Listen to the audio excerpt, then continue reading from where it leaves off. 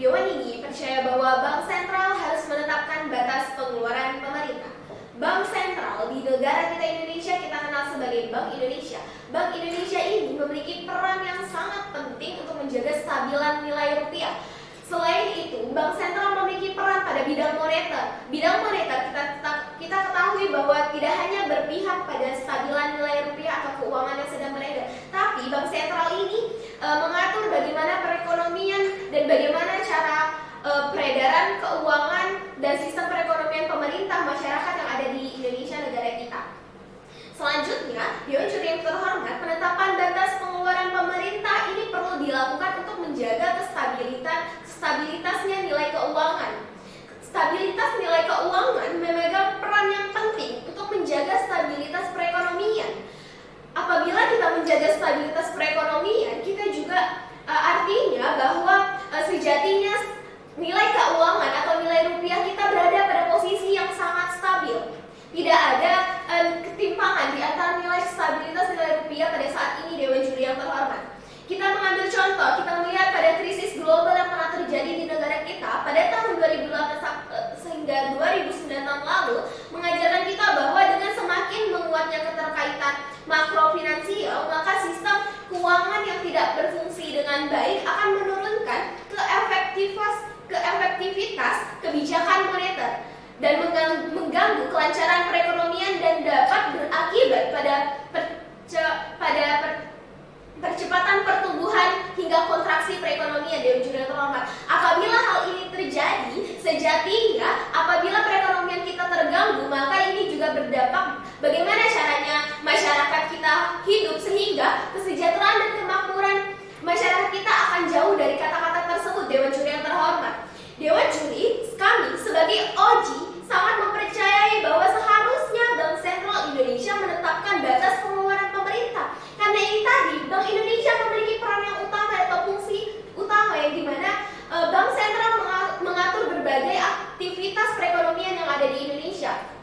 Dan kita tahu, Bank Indonesia memiliki tugas yang dimana urusan utang piutang yang dilakukan oleh negara kita kepada pihak luar negeri ini dilakukan atas persetujuan Bank Indonesia, dan Bank Indonesia juga mengontrol akan hal ini. Yang pertama, Bank Indonesia pernah mencatat posisi utang luar negeri Indonesia yang terjadi pada kuartal pertama tahun 2022 itu sebesar 411,5 miliar. Utang luar negeri sejatinya digunakan untuk pembangunan negara kita Indonesia. Namun apabila kita tidak mampu membayar utang luar negeri yang digunakan sebenarnya untuk pembangunan, ini akan berakibat fatal bagi kita dan justru akan membuat kita semakin berada pada posisi yang semakin merosot, atau kita berada pada lubang yang sebenarnya tidak menolong kita dari bencana yang kita hadapi. Kemudian itu poin pertama. Poin keduanya adalah utang ini akan berakibat pada ekonomi jangka panjang Indonesia. Kita tidak dapat memprediksi secara pasti pertumbuhan perekonomian di masa mendatang. Namun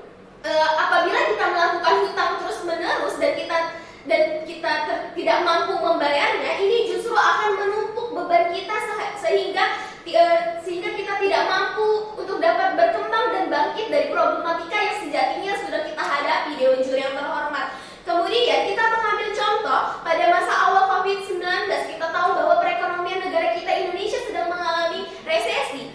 Dari contoh ini kita dapat mengambil kesimpulan bahwa pemerintah harus mengurangi pengeluaran, terkhususnya bagi biaya melalui hutang. Karena seperti yang telah saya jelaskan di awal, bahwa apabila kita telah berhutang untuk pembangunan, namun hutang ini tidak mampu kita bayar, ini akan menjadi bencana dan menambah problematika